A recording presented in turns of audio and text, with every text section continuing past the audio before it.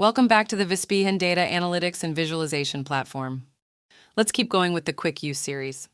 We uploaded our data as an Excel and created a dashboard in our previous video.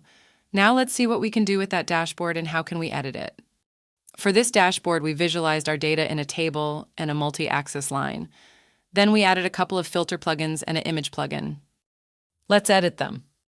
We can change the background color for this dashboard or upload an image that we like through the Dashboard Settings menu. We can customize the way our plugins look on the dashboard, choose the shadow color, and set the distance between plugins by using the shadow settings. Now let's select Design Mode. Design Mode determines the way we move plugins in the dashboard. Free Movement Mode. We can put plugins anywhere we want.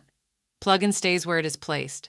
Moving a plugin doesn't change another plugin's placement, and we can't drop a plugin where another plugin is. Stack Design Mode. When we switch to Stack Design Mode, there can't be any space between plugins in the vertical line.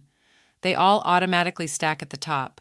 However, we can move plugins in place of each other when moving a plugin with drag and drop. It provides a more flexible movement space.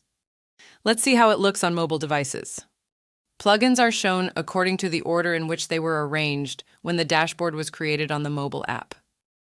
For all of these features and more, Vispeahen.